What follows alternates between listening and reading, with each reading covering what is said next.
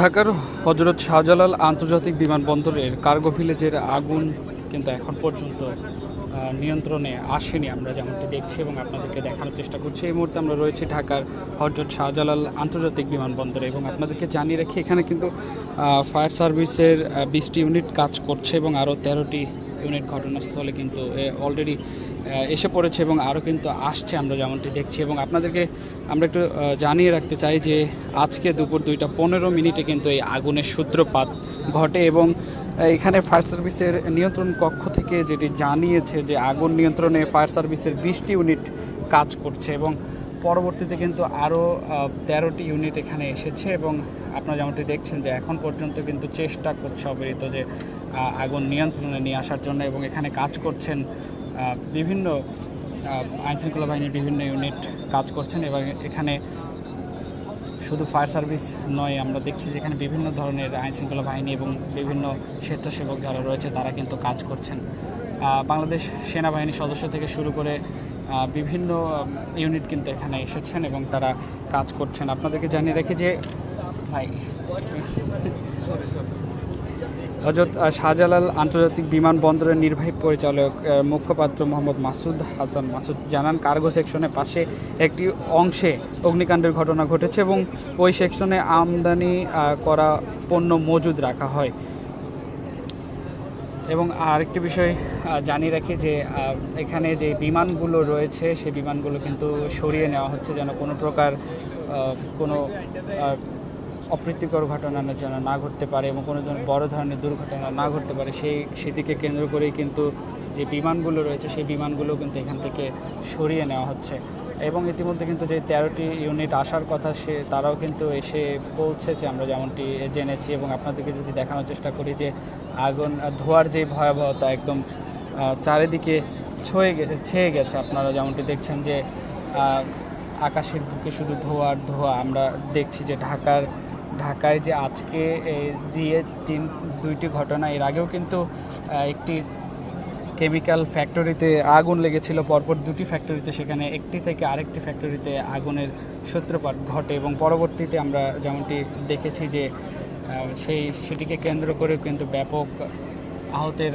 ঘটনা এবং নিহতের ঘটনা আমরা দেখেছি। দর্শক, আরেকটি বিষয় জানিয়ে রাখি যে আগুনের যে তীব্রতা সেটি কিন্তু বাড়ছেই, সরিয়ে নেওয়া হচ্ছে বিমান, এখানে যে বিমানগুলো রয়েছে সেগুলোও কিন্তু সরিয়ে নিচ্ছে কর্তৃপক্ষ।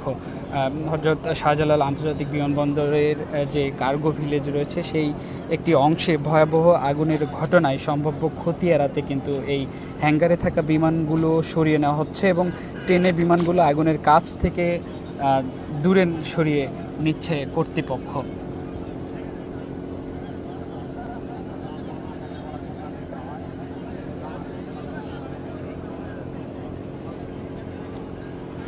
আজকে দুপুর 2:30টার দিকে এই আগুনের সূত্রপাত হয় বলে বিমানবন্দর কর্তৃপক্ষ নিশ্চিত করেছে এবং আগুনের তীব্রতা, যে ধোঁয়ার তীব্রতা যেমনটি দেখছেন সেটি দেখে কিন্তু বোঝার উপায় নেই যে এটি কতক্ষণে নিয়ন্ত্রণে আসবে। এবং আপনারা যেমনটি জেনেছেন যে ফায়ার সার্ভিস যেমনটি জানিয়েছে যে আগুন নিয়ন্ত্রণে তাদের 31টি ইউনিট কিন্তু ইতিমধ্যেও কাজ করছে ভেতরে এবং এই কার্গো ভিলেজের এই অংশে যে অংশ, সে কার্গো ভিলেজের অংশ, সেখানে কিন্তু রয়েছে বিভিন্ন ধরনের পণ্য যেগুলো মজুদ রাখা হয়, ঠিক সেই পণ্যগুলো রয়েছে, সেগুলো কিন্তু মালামাল কোনোভাবেই সেখান থেকে সরাতে পারেনি। এবং হযরত শাহজালাল আন্তর্জাতিক বিমানবন্দর কর্তৃপক্ষ যেটি জানিয়েছে, বাংলাদেশ বিমান বাহিনীর ফায়ার ইউনিট এবং অন্যান্য সংশ্লিষ্ট সংস্থা দ্রুত ঘটনাস্থলে পৌঁছে সম্মিলিতভাবে কিন্তু এই আগুন নিয়ন্ত্রণে আনার কার্যক্রমটি করছে, আমরা যেমনটি আপনাদেরকে দেখানোর চেষ্টা করছি। এবং আরেকটি বিষয় যে একটু আগে যেমনটি জানিয়েছে যে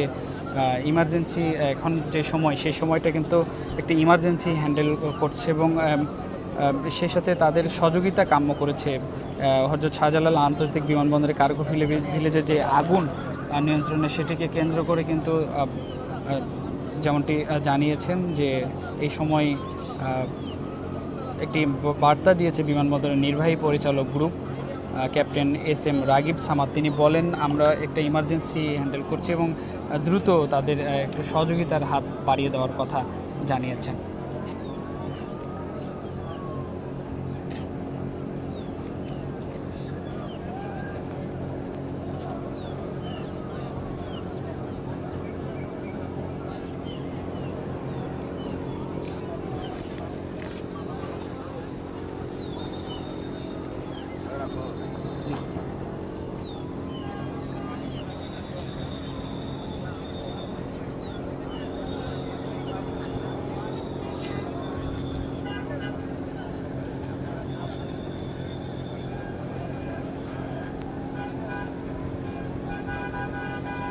এ ভাই কই যাচ্ছেন?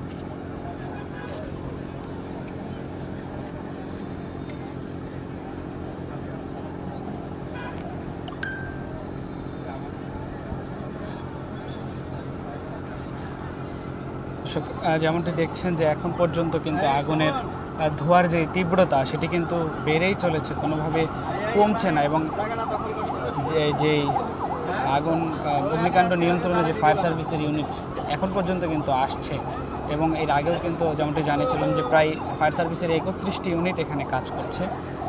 সেই সাথে এখান থেকেও যেমনটি জানানো হয়েছে যে এখনও ধোঁয়ার তীব্রতা কিন্তু অনেকটা বাড়ছে, এবং এখানে যারা কাজ করছিল ফায়ার ফাইটার তাদের অনেকেই কিন্তু এখান থেকে অনেকে আহত হয়েছেন, মূলত তাদেরকে চিকিৎসা সেবা দেওয়ার জন্য নিয়ে গিয়েছে এখান থেকে। আমরা যেমনটি আপনাদেরকে দেখানোর চেষ্টা করছি সরাসরি দৈনিক ইত্তেফাকের মাধ্যমে। আপনারা যেমনটি দেখছেন যে অযোধ্যা আন্তর্জাতিক শাহজালাল বিমানবন্দরে ঠিক যে ঘটনা, সেই ঘটনাকে কেন্দ্র করে কিন্তু ইতিমধ্যে উৎসুক জনতাও ভিড় করেছে। আপনাদেরকে যদি দেখানোর চেষ্টা করি, এখন পর্যন্ত ধোঁয়ার তীব্রতা বেড়েই চলেছে, কোনোভাবেই কমছে না। তবে ফায়ার সার্ভিস কিন্তু রীতিমতো কাজ করছে।